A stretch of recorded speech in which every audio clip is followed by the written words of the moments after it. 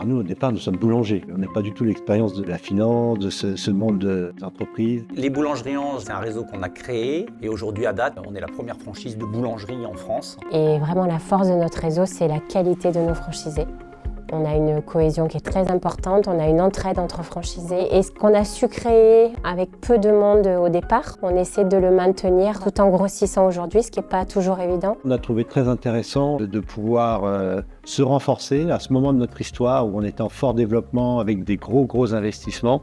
Le projet, pour eux, c'était un projet entrepreneurial, mais aussi un projet de faire entrer un investisseur à leur capital. Quand PwC est arrivé, on était au début des discussions. On a travaillé en binôme avec une équipe vraiment corporate finance, pure M&A, et une équipe spécialisée dans les due diligence financières. C'était important d'être entouré de quelqu'un de confiance en fait, qui nous conseille correctement face à Love, qui était quand même un groupe beaucoup plus gros que nous. Ça fait du sens parce que Love, c'est une institution qui a une connaissance du secteur du food, donc qui peut leur apporter des synergies. Et puis ça fait du sens parce qu'un actionnaire qui rentre en rachetant des actions à des fondateurs, ça permet de cristalliser du patrimoine.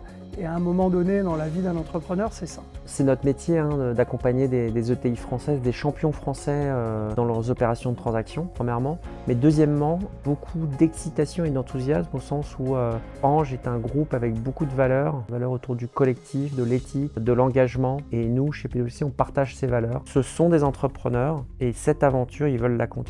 C'était très important et ça a été posé dès le départ. Nous voulions rester maîtres de notre destin et du pilotage de l'entreprise. Et nous, le rôle qu'on a joué, c'est justement, et c'est là qu'on en dégage toute notre fierté, d'apporter un accompagnement sur mesure. C'est les patrons qui se parlent entre eux. Pour autant, il faut des hommes de l'ombre qui arrivent à travailler sur les points de blocage. On se comprend, ils comprennent bien nos problématiques, nos craintes, ce sur quoi on veut aller. C'était direct, franc et simple. Les choses se sont dessinées au fur et à mesure. Mon rôle a été un rôle de rouage qui fluidifiait la relation, la conversation, la discussion et les négociations. C'est un projet qui a duré plus d'1 an. Stéphane et Adrien, les seniors, nous ont vraiment accompagnés pendant toute la transaction. C'est un projet très tourné vers la négociation entre les parties prenantes où l'expérience et le savoir-faire étaient clés. Puis on a beaucoup compté sur eux pour la défense de nos intérêts futurs. Un gros travail sur le pacte d'associés. On devient un gros groupe, on fait des budgets, on fait des reportings, on a passé une étape.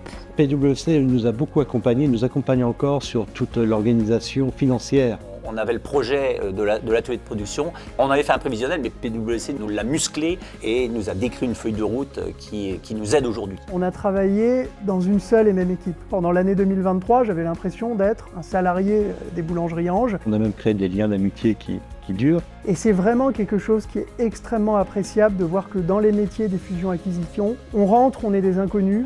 On sort, on est des copains. Ils nous ont permis de rencontrer des gens avec qui on continue de travailler aujourd'hui. On est resté les patrons de notre entreprise. On a juste une aide supplémentaire qui nous rend plus forts.